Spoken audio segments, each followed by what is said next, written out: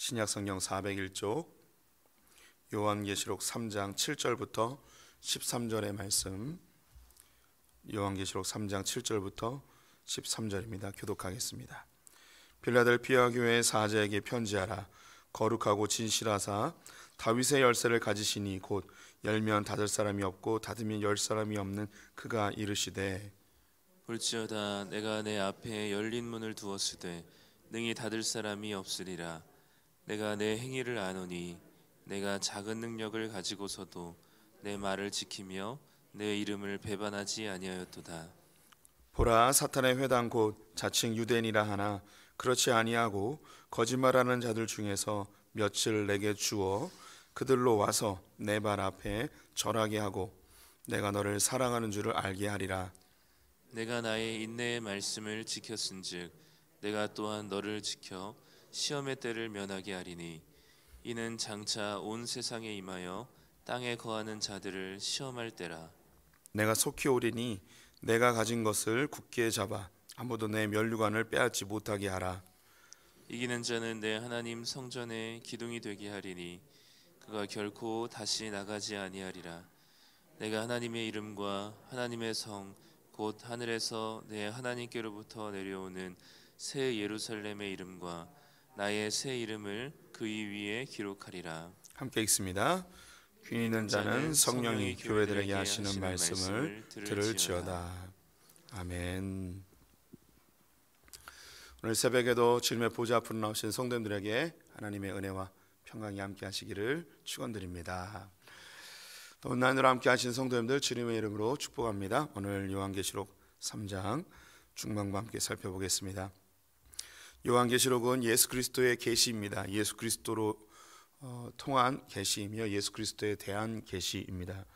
요한계시록을 보면서 예수 그리스도가 누구이신지 깨달아 알아야 하는 것이죠.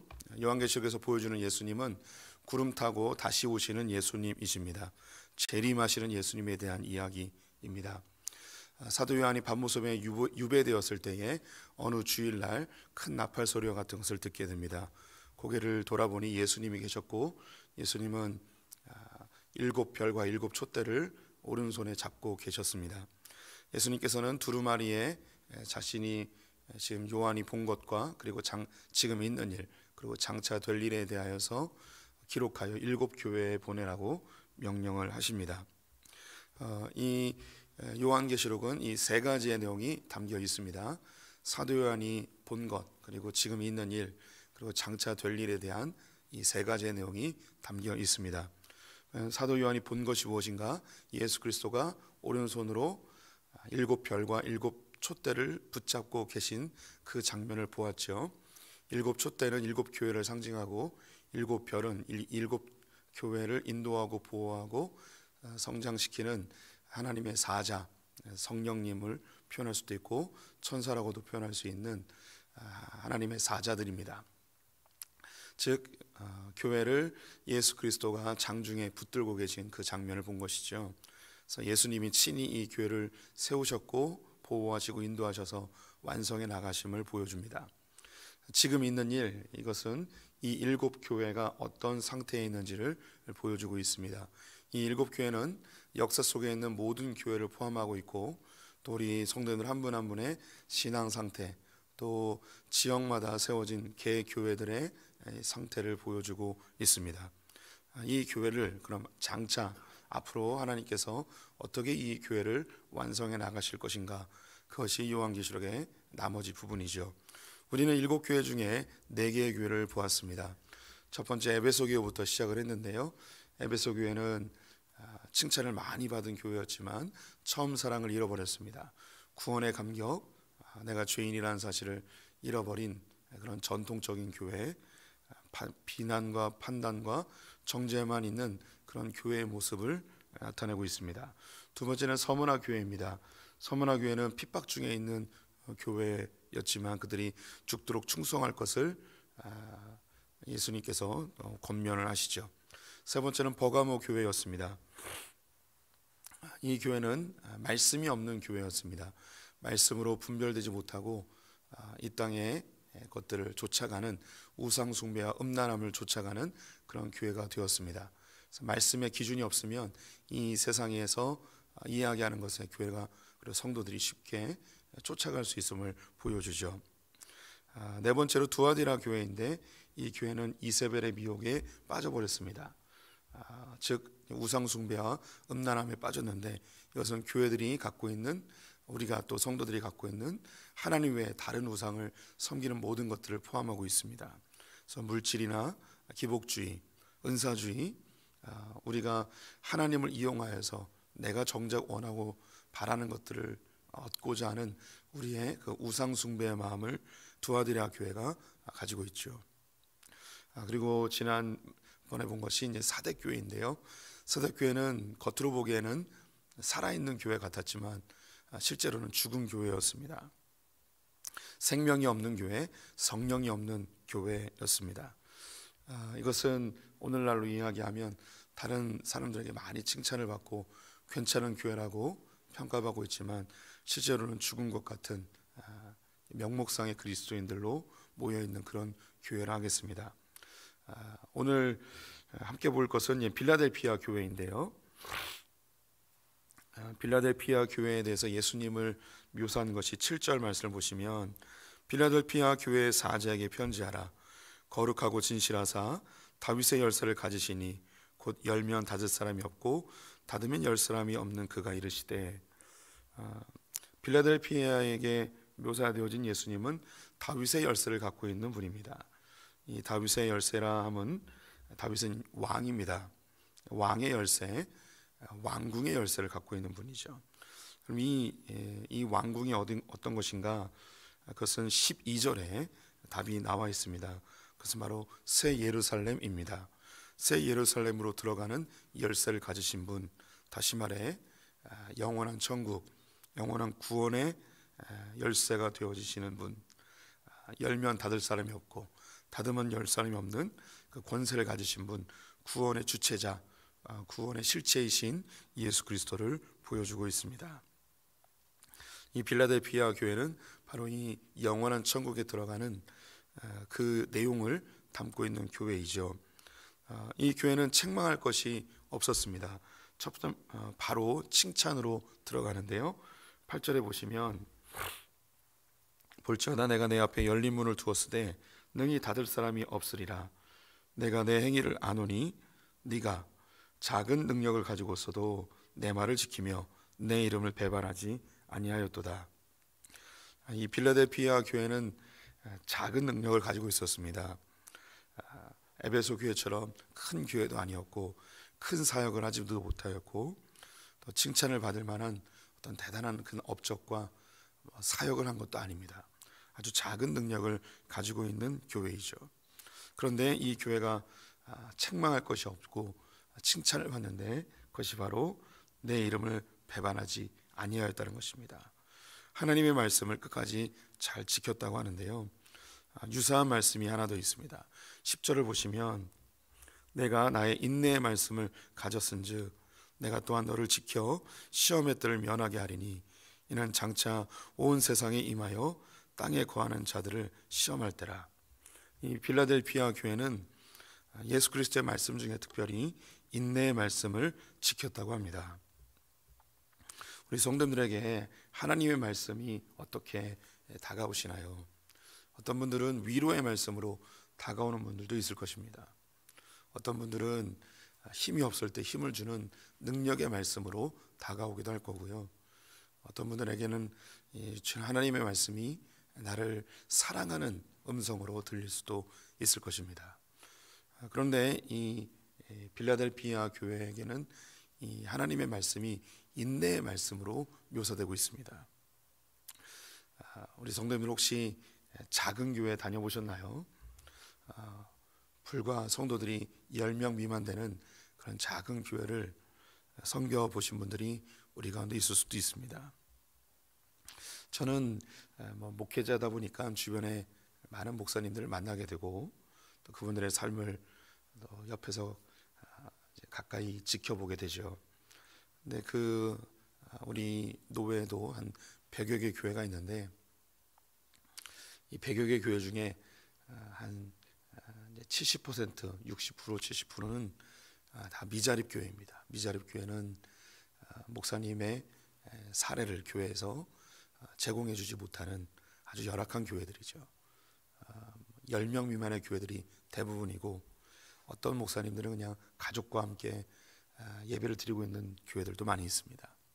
이것이 한두 해면 좋겠지만 거의 10년, 20년, 길게는 30년까지 그렇게 목회를 하는 분들이 계십니다. 어떻게 보면 좀 그런 삶에서 빨리 접고 새로운 곳으로 이전을 하거나 새로운 사역을 도모하거나 아니면 목회를 아예 그만두고 가족을 지키는 일을 해야 되지 않을까, 이런 생각도 해보게 됩니다. 또 스스로도 얼마나 고민이 많겠습니까? 또 그 목사님들은 주님의 부르심과 사명이 있어서 그 교회를 섬기지만, 또 그 교회를 다니는 성도들, 또 가족들, 이분들에게 있어서는 더 큰 고민과 갈등이 충분히 예상이 되어집니다. 제가 친하게 지내던 한 누님이 그런 자그마한 개척교회를 섬기고 계셨습니다. 처음에는 좀 부흥해서 한 10가정 정도가 신앙생활을 했는데 더 이상 늘지 않더래요. 시간이 점점 지나면서 10년 이상이 지나는데 이제 성도들이 지쳐나가니까 한 명씩 한 명씩 떠나더랍니다.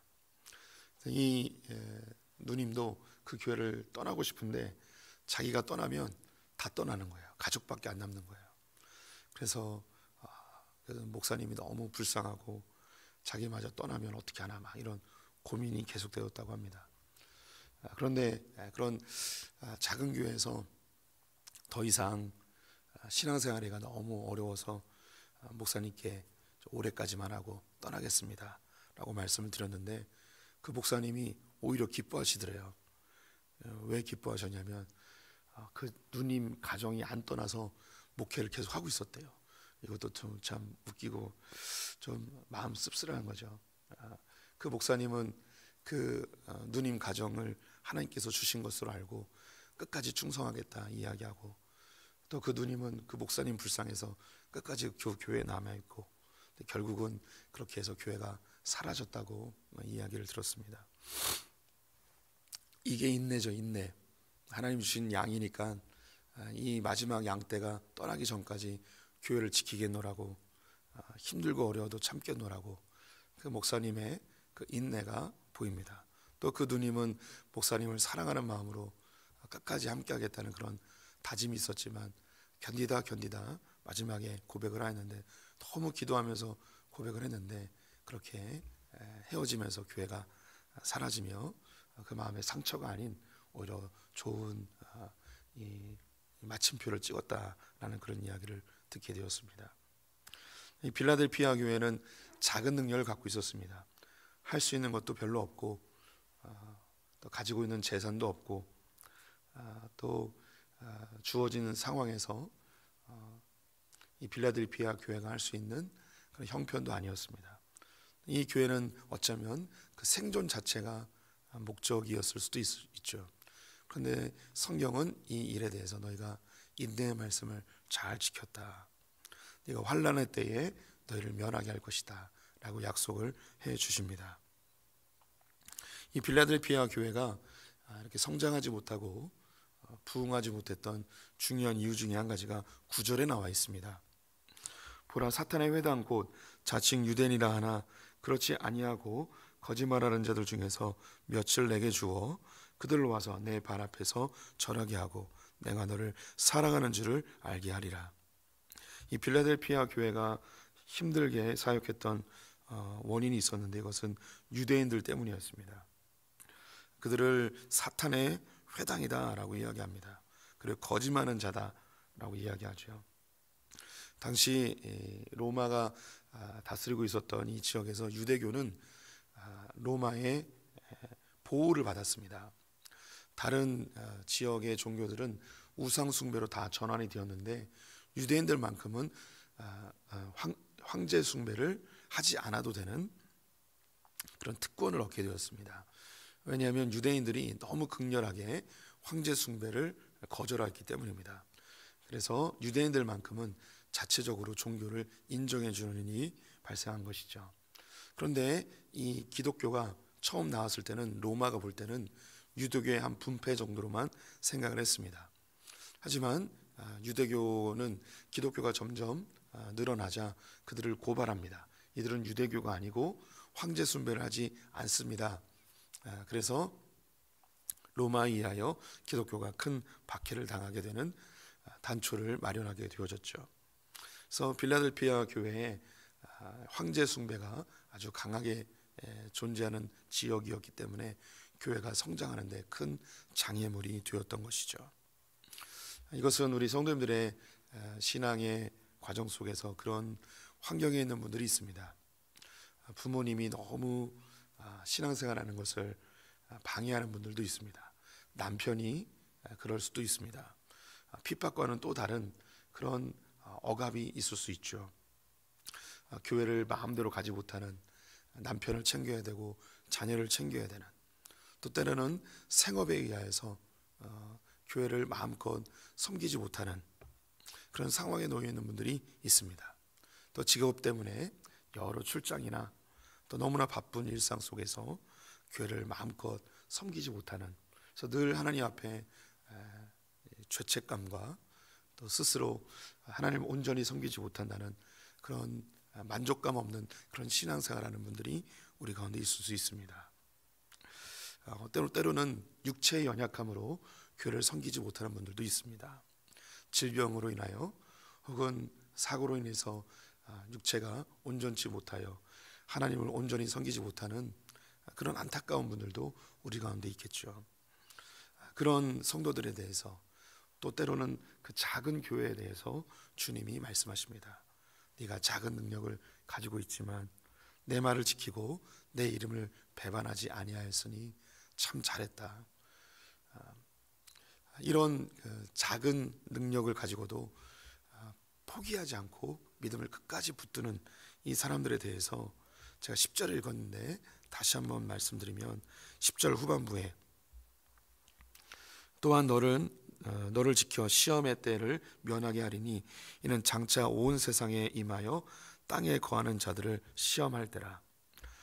이 인내의 말씀을 잘 지킨 이 교회에 대해서 주님이 지켜주시겠다고 합니다. 시험의 때를 면하게 해주시겠다는 것이죠. 면한다는 것은 능히 이긴다는 말을 포함하고 있습니다. 이런 여러 주변의 환경의 어려움들, 때로는 핍박들, 시간의 제약들, 육체의 연약감들, 이 모든 상황에서도 믿음을 잘 지킨 이 사람, 마지막 때에 큰 시련과 환난과 핍박이 올 때는 이것을 능히 이길 수 있는 하나님의 능력이 이 사람에게 주어진다는 것이죠. 우리 성도님들이 생각할 때 이름이 있는 큰 교회를 다니는 사람이 신앙이 좋을 것 같습니까? 아니면 작은 교회를 섬기는 사람의 신앙이 좋을 것 같습니까? 이것을 어떻게 평가하기는 쉽지는 않습니다. 하지만 제가 우리 또 성도님들도 공히 느낄 것 같은데, 큰 교회에 있는 사람들의 신앙보다 때로는 작은 교회에 있는 신앙인들이 더 견고한 신앙을 갖고 있는 것을 훨씬 더 많이 보게 된다는 것이죠. 소풍교회는 어떤 면에서 규모가 있는 교회입니다. 작은 교회라고 하기는 좀 어렵죠. 우리 이 공동체 안에 있다 보면 내가 괜찮은 신앙인인 것 같다라고 착각할 수도 있습니다. 또 규모가 있는 교회에서 이런저런 사역을 하고 교회에 오래 다니다 보면 교회에서 이런 직분도 주고 저런 사역도 동참시켜주며 내가 어떤 사역을 함으로 인해서 괜찮은 신앙인이다 라고 스스로 자기를 착각할 수도 있습니다. 그런데 종종 보면 교회의 조그마한 시련과 자그마한 상처에도 너무나 쉽게 넘어지는 그런 성도들을 보게 됩니다. 하나님이 가정에 조그만 문제가 일어나고 질병이 조그만 생기고 마음에 상처가 있으면 교회를 안 나와버리고 시험받았다 이야기하며 넘어지는 그런 성도들을 보죠. 아니, 그렇게 사역도 열심히 하고 그렇게 교회에서 충성 봉사했는데 어쩜 저렇게 쉽게 넘어지는가, 그런 경우를 종종 발견합니다. 하지만 작은 교회에서 정말 주님만 바라보며 큰 사역도 못하지만 그렇게 견뎌낸 분들이 신앙이 견고하게 서는 것을 보게 되죠. 또 우리 성도님들에게 한 가지 더 질문해 보고 싶은 게 있는데, 우리 자녀들의 신앙을 양육할 때 큰 교회 잘된 주일학교를 다니면 신앙이 잘 성장하는 것 같습니까? 아니면 작은 교회 주일학교도 없지만 부모님과 함께 그렇게 공예배 같이 드리는 그런 사람들이 더 신앙이 좋아지는 것 같습니까? 이건 역시 무엇이 옳다라고 말할 수는 없습니다. 하지만 착각하기 쉬운 게, 주일학교가 잘 구성되어 있는 교회를 다니면 내 자녀가 신앙이 좋아질 거라는 그런 착각은 하면 안 됩니다. 반대로 주일학교가 없는 그런 작은 교회를 다닌다고 해서 내 자녀의 신앙이 좋아지지 않을 것이라는 그런 생각도 하면 안 되는 것이죠. 사실 정답은 없습니다. 하지만 종종 보면 주일학교를 고3까지 잘 다니다가 대학교에 딱 들어갔는데, 중고등학교 때는 열심히 하는 것 같은데 고등학교를 졸업하는 순간 교회에서 사라지는 그런 청년들을 많이 봅니다.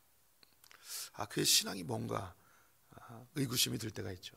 반대로 주일학교도 잘 다니지 않았는데 그냥 부모님하고 계속 예배를 다니고 있었는데, 대학에 들어가서도 직장에 다녀서도 부모님과 함께 계속 교회 나오는 그런 청년들도 발견하게 됩니다. 무엇이 옳다 그르다 이런 의미가 아닙니다. 우리가 잘 갖춰진 좋은 교회, 큰 교회 다닌다고 해서 우리의 신앙이 보장되지 않는다는 것이죠. 반대로 우리가 작은 교회, 좀 부족하고 연약한 교회를 다닌다고 해서 그 신앙이 성장하지 않는다라고 단정할 수 없습니다. 더 중요한 것은 인내의 말씀입니다. 어느 곳에 있든 어떤 교회를 다니든 인내의 말씀으로 주님 오시는 그날까지 이 믿음 끝까지 잘 지키는 것이 정말 중요할 것입니다. 환경을 탓하지 마십시오. 어떤 분들은 환경에 의해서 교회에 충성을 많이 못할 수도 있습니다. 반대로 내게 환경이 많이 열려 있지만 하나님 앞에 충성하지 못하는 사람들도 있죠. 환경 탓하지 말고 주님 앞에 끝까지 잘 충성하는 분들 되셨으면 좋겠습니다. 이 작은 능력에도 충성한 이 빌라델피아 교회에 대해서 12절에 이런 약속을 하고 있습니다. 이기는 자는 내 하나님 성전의 기둥이 되게 하리니 그가 결코 다시 나가지 아니하리라. 내가 하나님의 이름과 하나님의 성 곧 하늘에서 내 하나님께로부터 내려오는 새 예루살렘의 이름과 나의 새 이름을 그 위에 기록하리라. 이것은 요한계시록 14장에 보면 666과 반대되어 13장에 666과 반대되는 하나님의 인침을 이야기합니다. 천국에 입성하게 된다는 것이죠. 새 예루살렘에 들어간다는 것입니다. 우리 성도님들, 제가 볼 때 한 분 한 분 물어보면 주님이 큰 능력을 주셨습니까? 작은 능력을 주셨습니까? 라고 묻는다면 여기 계신 모든 분들이 주님이 저에게 작은 능력밖에 안 주셨네요 라고 대답하실 것 같습니다. 저 역시 작은 능력을 가진 자라고 그렇게 늘 생각하고 살았습니다. 그러면서 제가 하나님께 늘 불평했던 게, 왜 하나님 나에게 1달란트밖에 안 주셨습니까? 왜 나를 이렇게 작은 능력을 주셨습니까? 이런 불평을 했던 기억이 있습니다. 여기 계신 성도님들 다 빌라델피아 교회 같은 성도님들일 것입니다. 작은 능력 주셨지만, 할 수 있는 거 별로 없지만, 재정도 없고 은사도 없고 능력도 없지만 주님 우리에게 요구하는 게 있습니다. 작은 능력 가지고 내 이름을 끝까지 배반하지 않는 충성스러운 하나님 백성 되기를 요구하고 있습니다. 작은 능력 탓하지 마시고 믿음 가지고 끝까지 주님께 충성하는 성도들 되셨으면 좋겠습니다. 기도하겠습니다.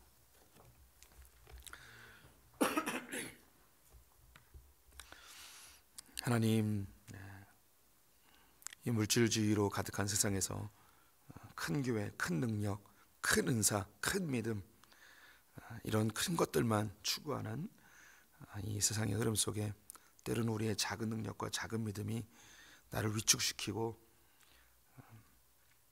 나 스스로를 판단하고 나 스스로를 정죄하는 그런 연약함으로 나타날 때가 있습니다. 하지만 주님, 작은 능력을 가지고 주님 배반하지 않으며 이 믿음 끝까지 잘 지키는 그 성도가 하늘나라 귀한 하나님 백성 되는 줄 믿습니다. 하나님, 우리에게 주어진 환경과 능력을 우리가 평가하거나 자책하지 아니하고 주님 주신 환경 속에서 주님 주신 능력 가지고 자기에게 맡겨진 일 끝까지 잘 감당하는 소풍의 성도들 다 되게 하여 주시옵소서. 하나님, 소풍교회와 나든숲교회 작은 능력을 가지고 있지만 하나님의 교회로 온전히 서기 위하여 몸부림칩니다. 이 분립의 과정 속에 함께해 주시고 두 교회 작은 능력이지만 하나님 나라를 위해서 주님 오시는 그날까지 충성하는 교회들 되게 하여 주시옵소서. 오늘 하루를 주님께 의탁드리며 예수님의 이름으로 기도드렸습니다. 아멘.